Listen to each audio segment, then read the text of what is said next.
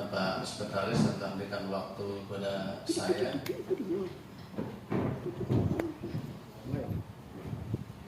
Saya bilang semangat pagi, luar biasa. Semangat pagi, luar biasa. Kampung Kayu Batu siap dari kampung anti korupsi. Tepuk tangan.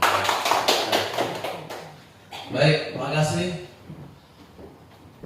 Saya sudah diperkenalkan tadi, nama Nur Hadi. Saya di tingkat Provinsi Papua sebagai Wakil Ketua Forum Paksi Papua. Oktober lalu, waktu saya memberi sambutan sini, saya karena langsung membina Kampung Kayu Batu ingin membantu Kampung Kayu Batu ini bagaimana menjadi beberapa kampung ini masih belum banyak di Indonesia. Itu menjadi kampung anti korupsi. Tidak usah takut dengan kata-kata korupsi. Anti korupsi maksudnya kita itu sudah mencegah sebelumnya, jangan sampai terjadi seperti Pak Kepala Kampung, Pak Pamungkas sudah sampaikan. Hanya kita pengen keterlibatan masyarakat. Muskan punya peran yang sangat besar. Baik, apa itu kita akan buka dengan pantun. Ingat cakepnya ya. Kampung Kayu Batu indah permai. Kurang serentak. Kampung Kayu Batu indah permai. Ujung Tanjung di sana berada. Mau bikin kampung anti korupsi? Ayolah tong semua pasti bisa. Tepuk tangan bagi kita semua. Baik, untuk perhatian karena kita di laut dan mungkin ada gempa bumi atau potensi tsunami dan sebagainya, saya sampaikan ini. Jika dekat dengan kabel-kabel hati-hati, Mas Tom. Terjadi kondisi darurat tadi, mungkin gempa bumi, tidak usah baku lomba untuk itu. Banyak kan yang korban malah karena saling dorong, saling pinjam dan sebagainya. Seperti itu. Jika nanti mungkin ada tanya jawab, ada yang tidak setuju dan nanti akan saya. Dan HP tolong silent ya, ini HP sudah silent. Kita fokus sama-sama, kita niat kita luruskan. Kita sayang kepada kampung ini, ya, sayang kepada masyarakatnya, karena kita ini mengabdi kepada masyarakat. Nah, kalau masyarakat puas dengan kita, berarti keberhasilan kita. Kalau masyarakat banyak yang cincong, ya satu dua yang biasa gitu ya. Tapi kalau sampai hampir semua masyarakat nggak puas dengan kita, berarti ketidakberhasilan kita itu indikator. Oleh karena itu siap ya kita menerima materi ini untuk di setahun ini. Kita indikator-indikator ada 5 indikator nanti 5 area nanti kita penuhi. Saya siap bantu. Kalau pengen konsultasi ke inspektorat atau dengan WA ya, Pak Sekretaris, ada Pak Pemerintahan, Pak Umum itu biasa WA saya termasuk Pak Kampung sendiri ya. Baik, apa tujuan kita agar di kampung ini membangun kampung yang integritas. Kita yang sebagai aparat yang integritas dalam pelayanan masyarakat tadi saya sampaikan. Maka kita dalam rangka mewujudkan kita semua ini ada di hati kita tidak mau korupsi, itu tujuan dari kita duduk di sini. Setuju Bapak-bapak, Ibu? Setuju. Baik. Tepuk tangan untuk semua kita. Nah, saya mau sampaikan film ini.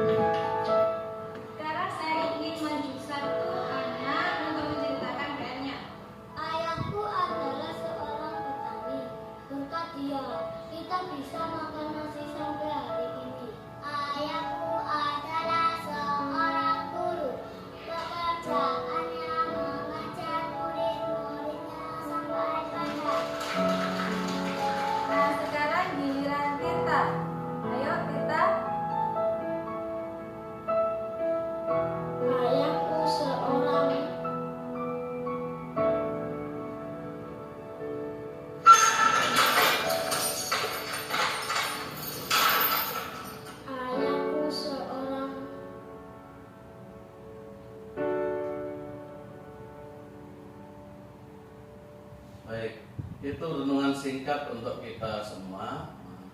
Apakah kita ingin hanya terpleset saat ya, karena keinginan saat kemudian sampai terjadi seperti itu. Sekarang itu media sosial, masyarakat itu sudah menggunakan media, kapanpun bisa dilaporkan bisa viral kapanpun.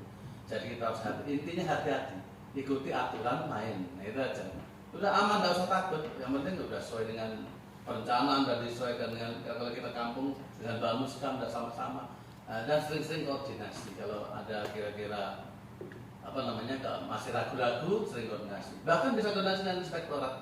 Kalau kayak gini bagaimana? Sehingga insya Allah dengan begitu semuanya akan aman. Nah, jadi nggak usah takut. Apakah korupsi itu hanya uang saja? Nah, coba saya mau tanya sedikit, mungkin kalau korupsi itu apa ya kira-kira? Coba. Kalau Pak Sek, apa pendapat korupsi itu? Sebuah tindakan yang merugikan keuangan negara. Merugikan Pak negara, bagus.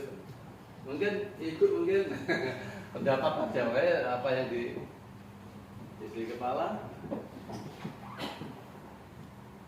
Korupsi itu sesuatu yang salah dipergunakan. Salah Iya. dipergunakan. Oke, tepuk tangan untuk dua saja. Pertanyaan masih banyak, jadi nanti jangan diri-diri bapak-bapak yang belum dijawab. Nah, jadi itu tadi dari aparat kita sudah luar biasa, sudah menyampaikan kata-kata korupsi, penyalahgunaan dan merugikan keuangan negara. Nah, maka kita penting untuk pahami baik itu, Pak. Kenapa kok terjadi korupsi? Apa itu? Barang apa itu korupsi? Terus di mana bisa terjadi korupsi? Terus kapan, bagaimana, dan sebagainya. Ikuti setelah pesan-pesan berikut ini. Iklan. Nah, ini latar belakang kita kenapa kita penting bicara duduk hari ini.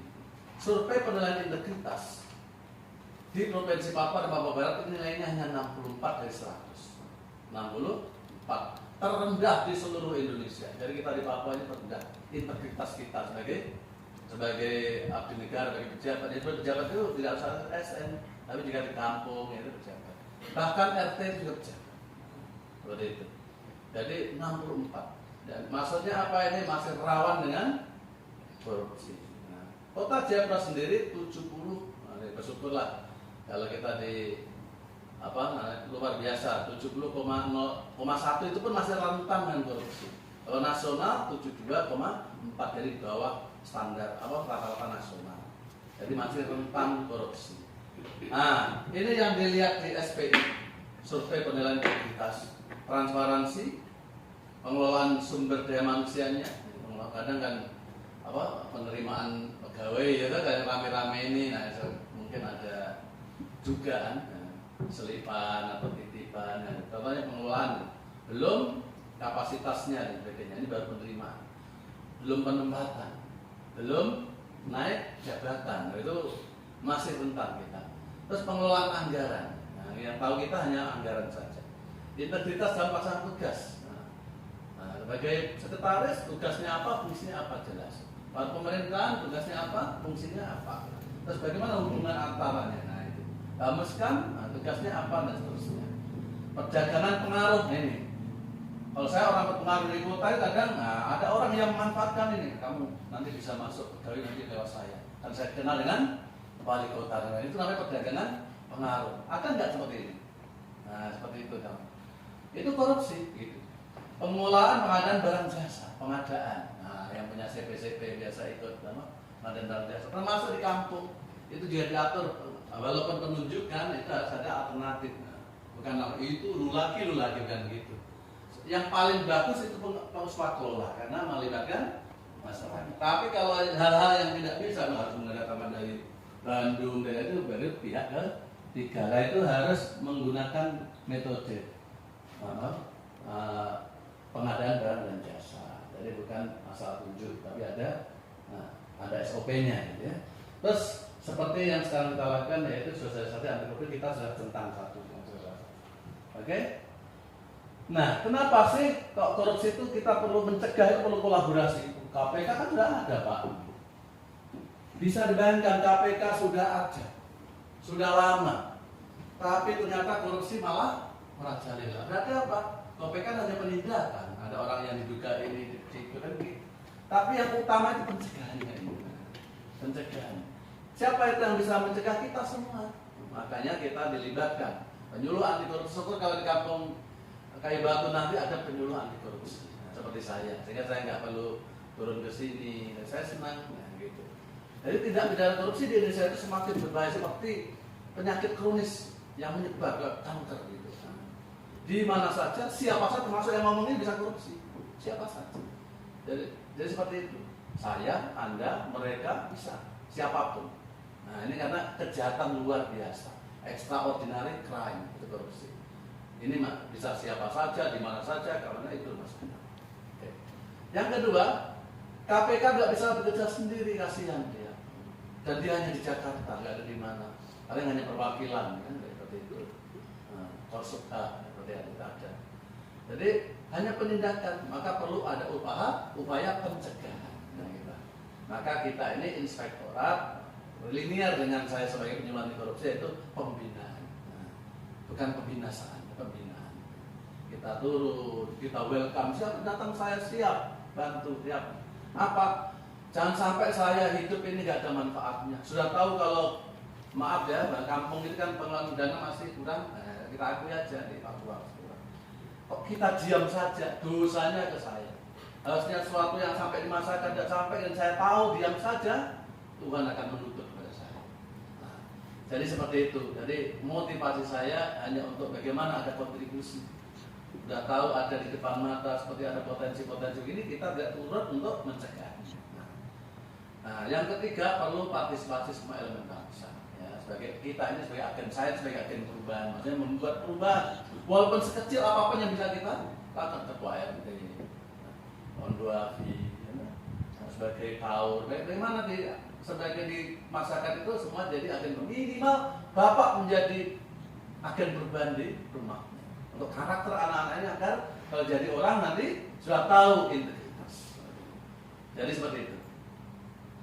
Nah, korupsi itu apa? Tadi sudah sampaikan Pak Sek dan dari Ibu PKK, Bu Sarah. Ibu Fonsi. Jadi corruption itu banyak di bahasa ini secara bahasa. Corruption itu busuk, curang. Kalau kita punya beras itu, nah itu busuk, bagian busuk yang dibuang ya. Nah, korupsi itu busuk. Karena busuk kita harus buang atau hindari. Nah, ini secara undang-undang pengertiannya. Setiap orang, saya, Bapak, Ibu, siapa saja, setiap orang bisa. Orang KPK aja kena, ya kan, seperti itu. Siapa saja. Yang sengaja melawan hukum, memperkaya diri dari akibatnya melawan hukum tadi menimbulkan apa? Mungkin memperkaya diri. Mungkin dari tanda tangannya, mungkin ada izin apa di kampung ini untuk pengeruan apa, akhirnya jadi apa bencana, longsor dan sebagainya, menguntungkan orang lain tapi merugikan kampung kita. Memperkaya diri. Kita nggak kaya, tidak dapat uangnya, tapi orang lain karena kewenangan kita dapat keuntungan. Dan atau korporasi, mungkin punya CP-nya, karena punya ipar, punya apa kita kasih terus. Itu tidak harus kita makan sendiri, tidak. Karena kewenangan kita kemudian menimbulkan keuntungan orang lain, atau bahkan CP, PT, atau mungkin yayasan, bisa yayasan. Kalau disalahgunakan dari apa yang itu namanya melawan hukum. Jadi seperti itu. Jadi jangan, saya kan nggak makan, banyak yang begitu kalau tangkap, saya kan nggak dapat. Tidak. Karena kamu punya tanda tangan atau memilih CP tertentu, akhirnya orang dapat proyek yang lain, nah, yang ikut lelang tidak ikut, nggak bisa dikalahkan. Nah itu namanya melawan hukum juga sama. Korupsi namanya. Menyalahgunakan caranya, menyalahgunakan kewenangannya, jabatannya, kedudukannya, atau kesempatan, atau sarana, mobil, maaf ya sarana itu apa? Mobil saya dapat kendaraan dinas, digunakan harusnya untuk pulang pergi kantor, ya kan begitu, untuk menunjang dinas, ada undangan karena dinas ya apa-apa. Tapi ini dipakai untuk yang selain itu, nah itu sudah termasuk korupsi sebenarnya. Kalau orang integritas seperti itu. Jadi sarana, kesempatan, kewenangan tiga ini salah gunakan. Nah, karena jabatannya atau kedudukannya. Yang dapat tadi merugikan keuangan negara bukannya uang saja, ternyata perekonomian negara juga. Apa itu perekonomian negara? Nah, nanti sebentar. Jadi ini ya, jadi korupsi itu ternyata setiap orang, siapa saja yang melawan hukum bisa memperkaya diri, memperkaya orang lain atau suatu korporasi atau perkumpulan. Dengan cara apa? Menyalahgunakan kewenangan atau jabatan kedudukannya. Sehingga dari penyalahgunaan itu mengakibatkan apa? Merugikan mungkin uang negara atau barangkali perekonomian negara, masyarakat. Nah, saya kasih gambaran yang perekonomian apa? Satu saja. Katakanlah BT. Ini maaf ya Pak, hanya untuk contoh. Nah, itu membangun jembatan di situ misalnya. Nah, jembatan ada asal-asalan. Nah, akhirnya jembatan ambruk. Nah, anak sekolah ini kalian nggak bisa untuk contoh, anak bisa berenang.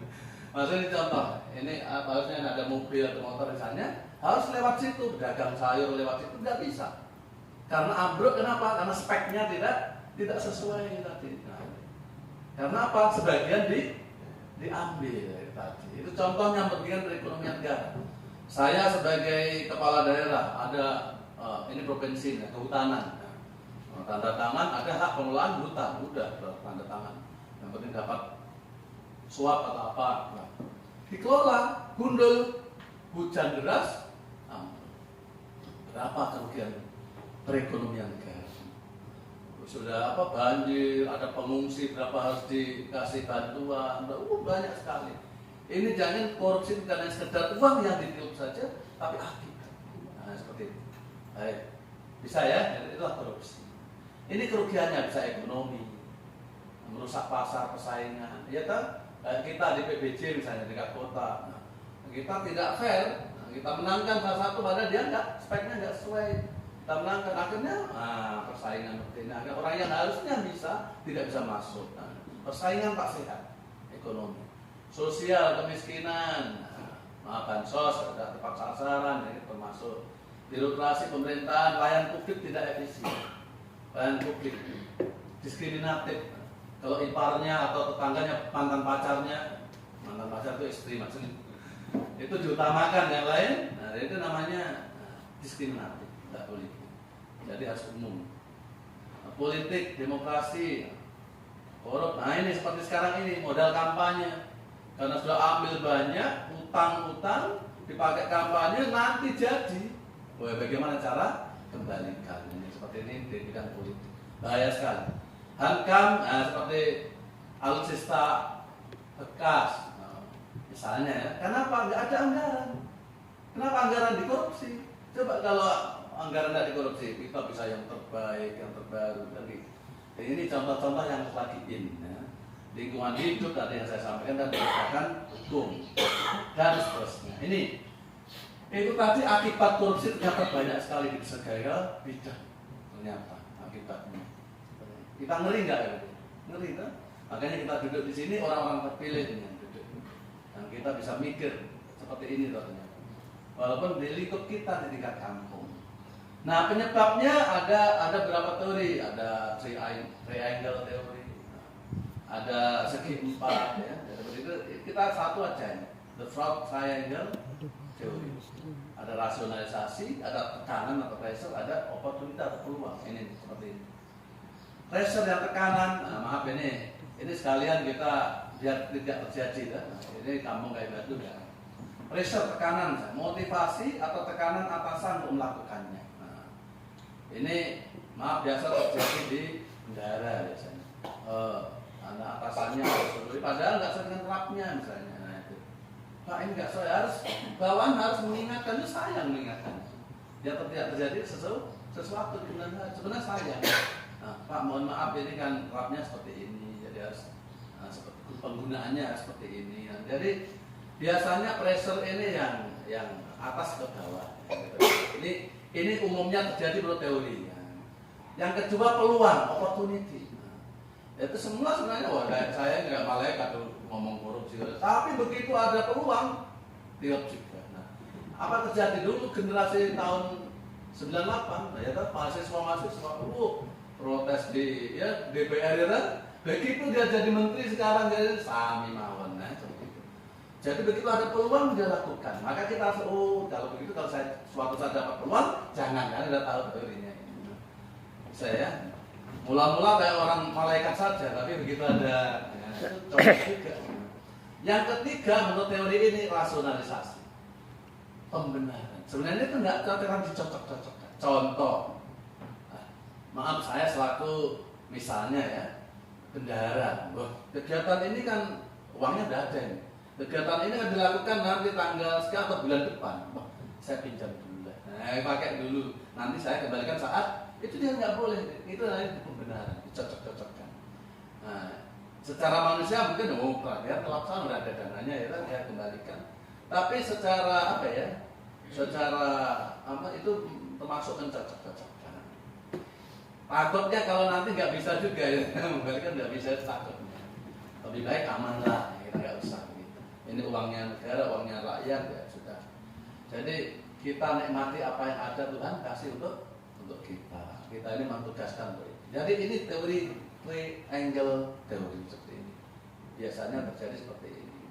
Nah, oke, seperti itu kurang lebih. Nah, delik tipikor itu ada hanya 12 pasal di Undang-Undang Tipikor, Undang-Undang 3199 yang diperbarui dengan Undang-Undang 2021. Nah, itu 12 pasal. Ya, ada di pasal 2 sampai 15 kecuali pasal 4 dan pasal 14. Itu mengungkapkan korupsi. Nah, dari 12 pasal hanya 2 pasal saja yang ngomong merugi negara, uang. Yang lain bukan uang, tapi namanya korupsi juga. Nah, itu. Jadi hanya 2 pasal yang hanya kerugian uang.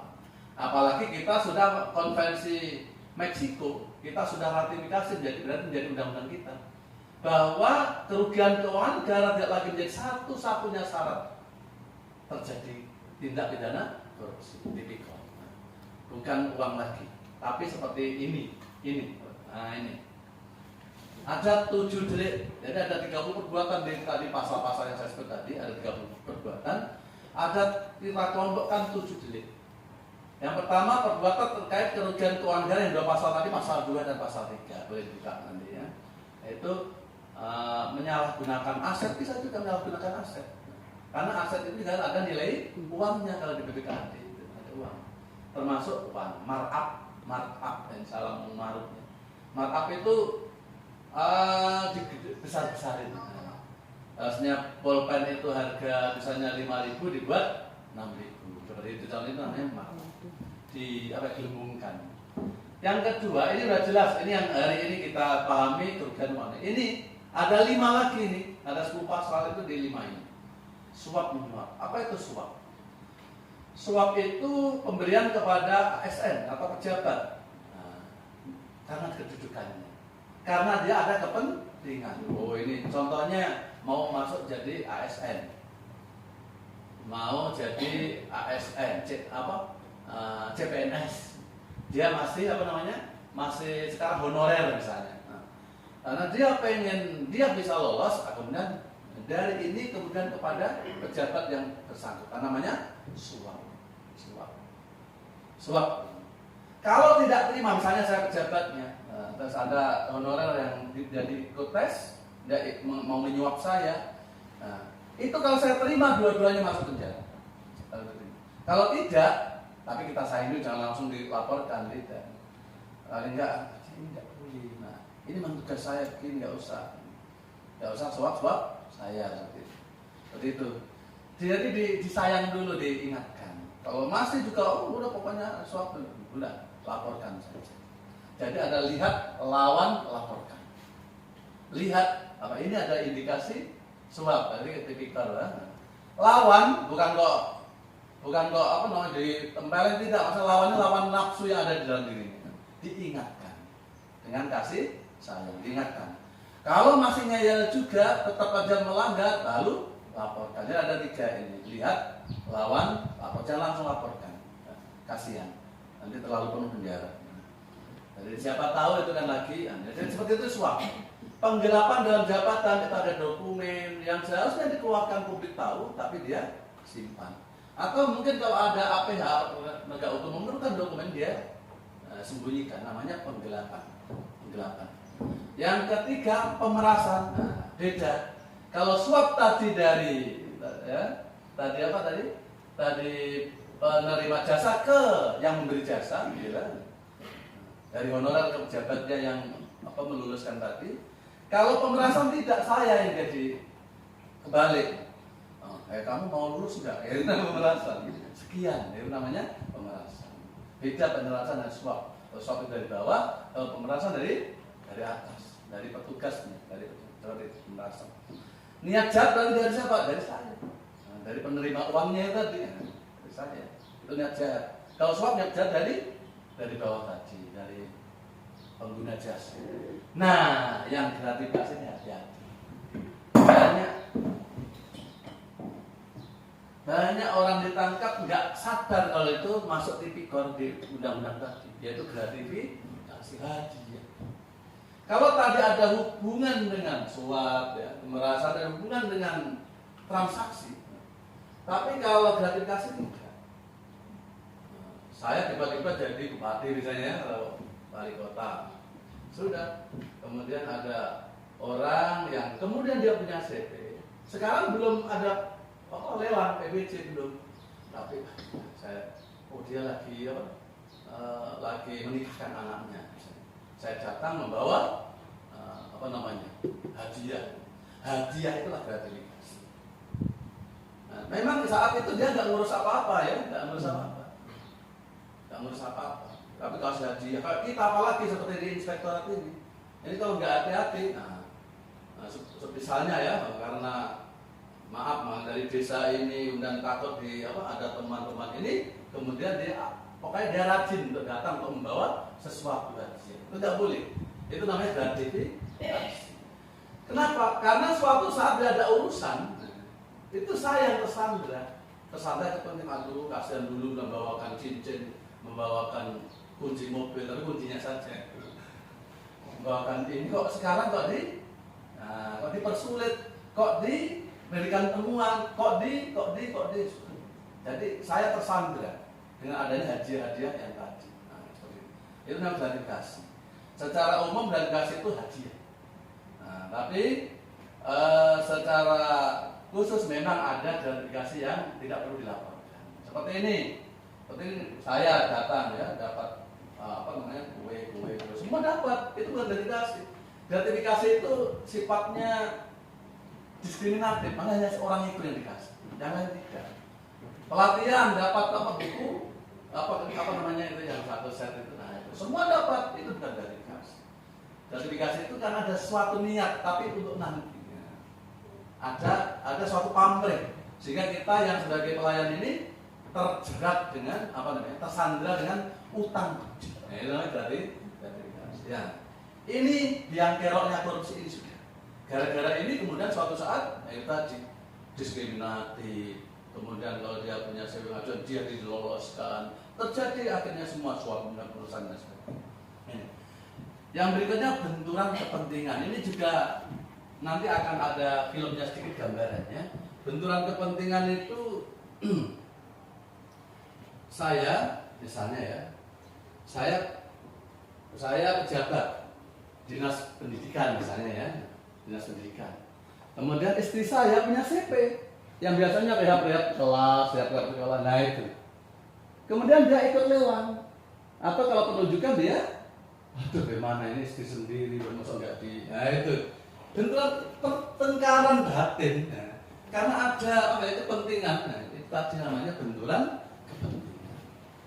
Nah, apa di kampung juga ada seperti itu hati-hati. Ya. Jadi kita ini kan sebenarnya banyak begitu, tapi karena nggak ketangkap, gitu. Jadi masih diselamatkan oleh Tuhan. Kalau suatu saat misalnya kena batu itu yang masalah. Nah, kalau nggak ketahuan nggak masalah, tapi ketahuan gitu. Jadi itu yang harus hati-hati. Benturan kepentingan. Misalnya perbuatan curang yang lain, curang itu tadi markup, rafnya di gemuk-gemukkan, namanya perbuatan curang. Ya, saya harap dengan pengertian delik korupsi ini ternyata undang-undang itu isinya itu. Jadi kalau kita melakukan sesuatu yang antara lain ini, nah itu hati-hati. Jadi mulai sekarang detik ini juga yang lalu biarlah berlalu. Saya juga pernah melakukan begitu. Pernah dapat gratifikasi, pernah dari kepala bidang dapat hadiah, tapi belum paham waktu itu. Hanya saya selamat nggak ketangkap KPK itu aja. Sekarang mulai sekarang yang penting. Sekarang ke depan ini jangan sampai terulang lagi. gitu. Jadi kalau saya bilang pertobatan nasional. Gitu. Jadi ini ya isi undang-undang tipikor ini yang berapa tadi pasal ini 12 pasal tadi. Jadi ternyata bukan hanya uang saja uang negara. Jadi seperti itu. Nah kita lihat ini film benturan kepentingan mula-mula teman SMA ini. Yang satu jadi bupati, yang satunya jadi pengusaha. Ini biasa terjadi. Perkenalkan, ini Pak Amir. Sekarang, beliau menjabat sebagai seorang kepala daerah. SMA-nya, ia bertemu dengan Pak Dodi, teman sekelasnya yang sekarang sudah jadi seorang pengusaha dan juga aktif mendukung Pak Amir pada saat kampanye. Pak Dodi sedang memiliki masalah karena proyek terbarunya masih terkendala perizinan dari pemerintah daerah setempat. Pak Dodi pun menjelaskan soal kendala tersebut yang belum terpenuhi persyaratannya sehingga belum mendapatkan izin. Mengingat masa-masa kedekatan mereka sewaktu SMA dan dukungan dari Pak Dodi selama masa kampanye, Pak Amir pun berjanji untuk membantu proses perizinannya. Nah, sadarkah bahwa apa yang dilakukan Pak Amir itu merupakan konflik kepentingan? Iya, ini adalah kondisi pejabat pemerintahan yang memiliki kepentingan pribadi untuk menguntungkan diri sendiri atau orang lain dalam penggunaan wewenang sehingga dapat mempengaruhi netralitas dan kualitas keputusan atau tindakan yang dibuat dan dilakukannya. Karena terjadi saat ini, yang dilakukan Pak Amir disebut konflik kepentingan aktual, yaitu situasi di mana seseorang memegang jabatan atau kewenangan dan saat ini dalam posisi dapat dipengaruhi oleh kepentingan pribadi atau kelompok ketika hendak melaksanakan tugas. Selain itu, ada juga konflik kepentingan potensial, yaitu situasi di mana seseorang yang memegang jabatan atau kewenangan dapat terpengaruh oleh kepentingan pribadi atau pihak lain di masa yang akan datang. Lalu, ada pula konflik kepentingan yang dipersepsikan, yakni situasi di mana seseorang dipersepsikan memiliki kepentingan pribadi atau pihak lain ketika menjalankan tugas. Lalu, dari mana sebenarnya sumber konflik kepentingan itu?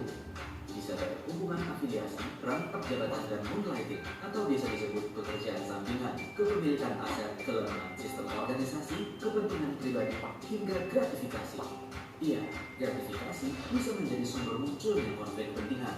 Apalagi kalau pelaku memang memiliki kepentingan tersembunyi atau ingin mempengaruhi objektivitas serta integritas penyelenggara negara atau pegawai negeri, atau yang lebih parah, untuk mengaburkan tindak pidana korupsi. Untuk menanganinya, ada 3 hal yang bisa dilakukan: pencegahan, penanganan pada saat sedang terjadi, dan penanganan pada saat telah terjadi.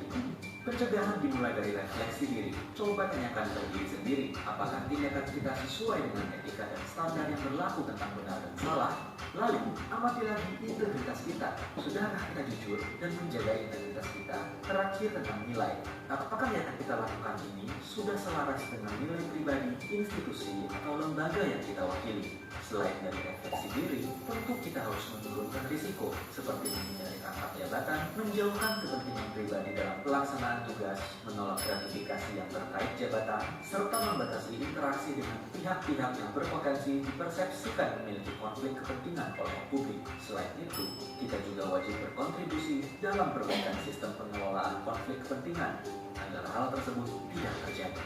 Bagaimana dengan penanganan konflik kepentingan pada saat sedang terjadi? Ada 3 cara yang bisa dilakukan, seperti disclose atau deklarasi, yaitu mengidentifikasi dan mengungkapkan adanya konflik kepentingan, atau diskusikan yang berarti memberitahukan atasan atau pihak berwenang sebelum bertindak, serta mitigate atau mitigasi, yaitu membatasi atau menarik diri dari kegiatan yang berlangsung untuk memitigasi risiko atau melakukan langkah tegas untuk memastikan tidak adanya keberpihakan. Sedangkan penanganan saat telah terjadi akan diproses sesuai dengan ketentuan yang berlaku, seperti penjatuhan sanksi administratif atau jika memenuhi unsur tindak pidana maka dapat dikenakan sanksi pidana. Mencegah munculnya konflik kepentingan memang tak mudah, tapi bukan berarti tak mungkin. Dimulai dari refleksi diri, yuk jadikan pemerintahan yang bersih dari konflik kepentingan. Untuk melaporkan gratifikasi, klik Ini melaporkan kalau kita dapat gratifikasi kpk.go.id untuk info lengkap soal gratifikasi.kpk.go.id. Baik, begitu Bapak Ibu sekalian. Jadi ternyata gratifikasi ini menjadi sumber konflik kepentingan. Nah, kalau kita kenain sedikit saya sampaikan, kalau misalnya orang ngeyel apa ya, maksa-maksa, karena masalah maaf contohnya gini, adat misalnya, adat saya datang bertamu misalnya, nah, kalau tidak dikasih di kampung ya, kampung, kalau nggak kasih sesuatu, kalau nggak diterima itu apa ya, pamali lah, atau gimana, bahaya, membahayakan saya, terpaksa dikasih, misalnya apa? Misalnya jagung ngebus, ya, seperti itu. Sebenarnya kecil-kecil gitu sebenarnya masuk berkah, tapi kalau kita mau jujur itu caranya terima karena terpaksa. Difoto, dikasih orang lain, lalu dilaporkan di tadi KPK KPK tadi. Seperti itu kurang lebih. Itu yang terpaksa harus diterima karena adat. Ini yang gratifikasi khususnya karena jabatan. Kalau nggak dikasih dengan jabatan ya nggak usah. Maksudnya kalau orang kasih itu karena ada kepentingan dengan jabatan saya, ini namanya gratifikasi. Kalau hadiah di luar itu bukan dari kasih namanya. Jadi ada kaitannya dengan itu. Jadi tidak bisa membahas lebih dalam lagi, tapi seperti itu. Nah, peran kita sekarang, peran kita untuk mencegah semuanya tadi yang kita sebutkan. Pak KPK menyampaikan trisula ini, trisula. Nah, itu yang pertama pendidikan yang selama ini KPK lakukan, pro justisia, jadi kita nggak punya kewenangan. Yang punya kewenangannya KPK. Nah, tapi kita punya peran di sini, walaupun ini APH.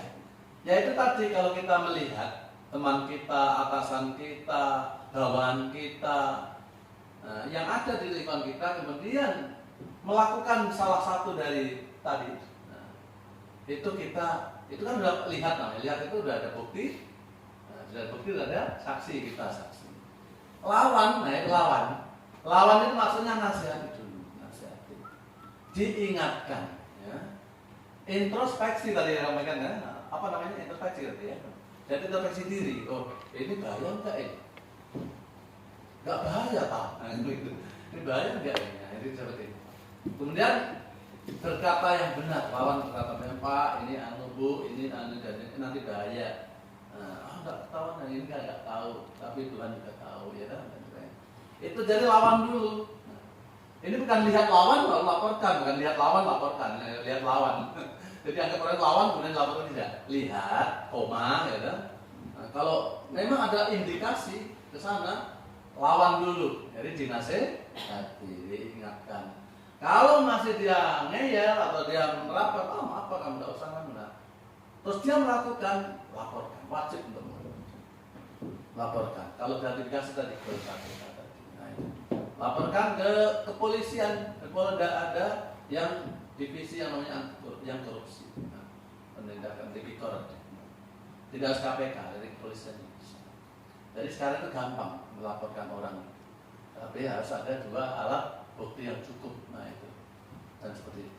Jadi ini kalau tugas kita hanya ini aja, lihat lawan laporkan, kalau APH yang melaksanakan. Nah ini peran kita yang utama, pendidikan masyarakat. Nah setelah ini mungkin ya di rumah kita cerita-cerita, itu keluarga, kepala rumah tangga, KPK. Nah ya jangan berat-berat masuk korupsi, palingan cerita kalau anak kecil ya cerita dongeng kejujuran, dongeng-dongeng itu banyak di ACRC. Guru, dosen, nah sekarang ada kurikulum anti korupsi di Kota Jayapura. Penyuluh seperti saya, tokoh agama, tokoh adat, tokoh masyarakat. Semuanya bagaimana bahu-membahu untuk ya apa yang dikit-dikit yang kita terima ini ya baku ngobrol lah gitu. Bukan hanya ngobrol pilkada, pilpres terus ya. Tapi ini pendidikan. Dan utamanya kita harus menjadi role model, menjadi contoh bagi lingkungan kita. Dan yang terakhir ini perbaikan sistem. Nah di kampung kita ini sudah mulai luar biasa, ada internet. Bagaimana nanti itu kalau pelayanan itu dipermudah lagi. Apa ya cukup dengan kalau kita punya website, punya aplikasi, ngisi dari rumah, itu sudah bisa cetak sendiri, itu tabel itu misalnya. Jadi namanya pelayanan mengurangi tatap muka, kan dengan tatap muka itu setan-setan menggoda kita. Nanti kalau ada amplop ya senang dia seperti itu. Amplop kosong tapi ya. Nah itu mengurangi tatap muka dari 3 meja menjadi 2 meja, dari banyak meja menjadi sedikit, dari offline menjadi online. Itu perbaikan sistem. Ini yang sedang gencar dilakukan oleh pemerintah kota, dan kita juga pengen pemerintah kampung ada seskodes, ya, nah, itu dimanfaatkan baik-baik. Nah, seperti itu, lebih cepat, murah, dan sebagainya. Baik, itulah Trisula untuk mengatasi. Ingat peran kita yaitu bagaimana dalam keluarga kita. Nah, maka perlu dipelajari yaitu di milik kita integritas. Nah, integritas. Mohon maaf saya mau tanya Pak Kamskan izin. Integritasnya berapa apa? Jangan takut salah. Saya sendiri nggak tahu. Integritas. Apa yang diterlintas integritas? Integritas itu adalah sebuah jati diri kita. Jati diri. Jati diri ya. Kita aja. Oke. Ada pendapat lain mungkin Pak orang kampung? Ya, kalau untuk integritas itu bagaimana kita membuat sebuah perjanjian untuk patuhi aturan-aturan yang berlaku. Baik, tepuk tangan untuk dua tokoh kampung kita, luar biasa. Taat pada aturan yang berlaku, dan yang satu jati diri kita perhatikan. Baik, integritas. Jadi integritas itu enaknya apa yang kita ucapkan, yang kita pikir, yang di hati kita itu yang kita lakukan selaras. Jangan ngomong A, kampanye A, B, C, D, tapi tidak dilakukan, tidak sesuai. Itu integritas, betul. Nah, integritas karena ada aturan hukum harus dilakukan. Nah, karena ada mengatur kita, itu integritas. Jati diri, betul. Nah, karena semua itu, karena integritas itu ada nilai jujur, tanggung jawab dan sebagainya, itu jati diri. Jadi kesesuaian antara pola pikir, hati, perkataan, dan perbuatan. Nah itu. Jadi ada keselarasan. Yang semuanya ini berdasarkan tadi peraturan atau hukum adat atau apapun norma-norma yang berlaku di masyarakat. Normanya kan lain-lain. Nah seperti itu. Jadi itu. Integritas itu kadang naik turun ke iman, kadang naik, kadang turun ya. Waduh. Pas suatu saat setannya menang dari hati kita ya, kita yang kena tipu setan itu akhirnya turun integritas. Tapi suatu malaikat, sifat malaikat yang ada di kita ya naik. Jadi tugas kita menjaga integritas itu, menjaga. Dan biasanya ujiannya itu tadi konflik kepentingan tadi, benturan seperti yang tadi film tadi. Itu paling berat itu, Pak. Aduh, ini teman saya dulu teman baik. Aduh, itu mertua saya. Susah sekali. Itu disitulah ujian yang sesungguhnya integritas itu. Nah, jadi bisa berani nggak berkata tidak, dan dijelaskan gitu. Baik, jadi itu nilai integritas dari ini yang paling inti, jujur, disiplin, tanggung jawab. Kalau anu Jumat bersepeda kakaknya, Jumat bersepeda kakak, jujur, mandiri, tanggung jawab, bersepeda, berani, sederhana. Kenapa kok banyak orang suaminya korupsi, anunya istrinya poya? Akhirnya menuntut pada itu kan tidak sederhana itu. Akhirnya banyak tuntutan bapaknya, akhirnya berlaku tidak integritas. Sederhana. P, peduli sepeda. D, disiplin, adil. Kakaknya kerja keras. Jumat bersepeda kakak. Jadi enaknya ngomong. Apa tadi? Jujur. Mandiri. T, tanggung jawab. Jumat bersepeda. Berani. Maksud berani itu tadi berani mengingatkan atasan kita, berani walaupun pahit kita sampaikan demi sayangnya. Istri juga berani mengingatkan pada suaminya. Nanti kalau istrinya poya-poya, suaminya gajinya sekian, dia berani ngomong. Saya nggak bisa itu karena mampu saya seperti ini. Kita syukuri nikmat dari Tuhan sebelumnya. Nah, bersepeda sederhana, peduli, disiplin, adil. Kakaknya kerja keras. Jadi ingat 9 nilai integritas itu ini yang harus ditanamkan pada anak kita, terutama. Mulai kejujurannya itu penting. Jujur. Matematika dapat 50, 40 nggak masalah, tidak masalah. Nanti nggak begitu banget. Fisika apalagi ada integral itu nggak dipakai itu di kampung juga.